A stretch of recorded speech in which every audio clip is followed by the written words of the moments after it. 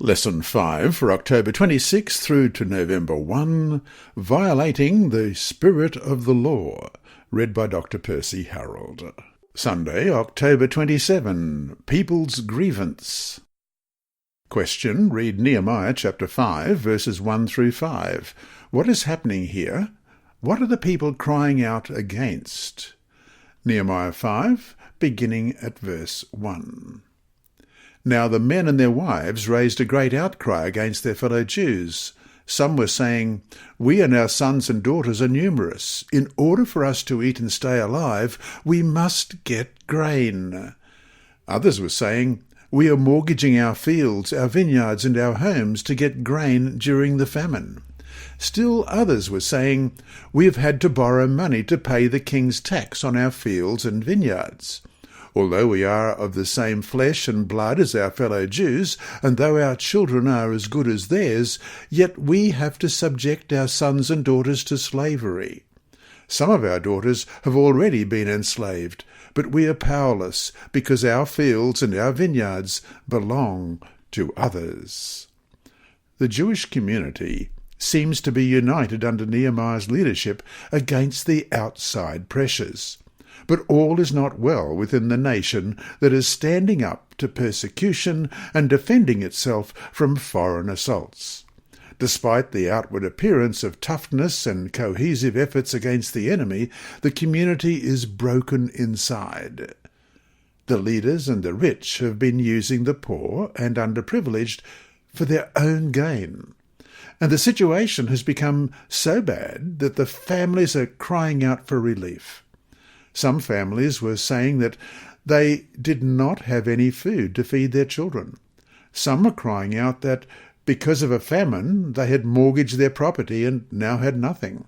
Other families moaned that they had to borrow money for the Persian tax, and even their children were slaves. It appears that the main culprit of the trouble was a famine and tax payments that caused the poorer families to seek help from their neighbours.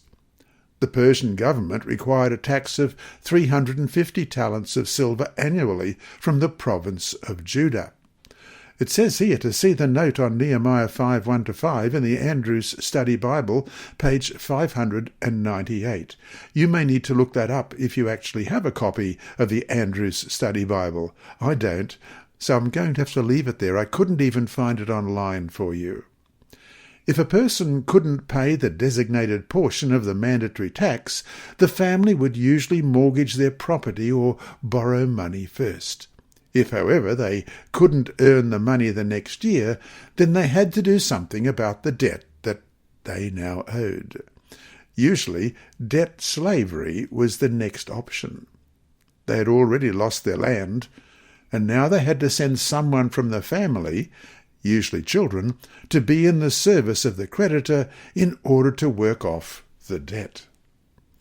There are times in life when we find ourselves in trouble because of the consequences of our own actions.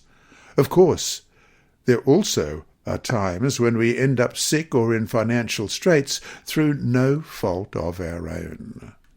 The story above recounts a time that government policies disadvantaged the people, leading to intensified poverty. They were caught up in the spiral of deepening poverty with no way out. And so to finish today, how fascinating that then, as now, people struggle with economic oppression. What message should we take from the fact that this is a topic the Bible often addresses? This week's lesson has been read by Dr. Percy Harold from Queensland, Australia. It is brought to you by Hope Channel, the Sabbath School Department, and through the services of Christian Services for the Blind. A video of this podcast also occurs on YouTube. Remember, God is always faithful.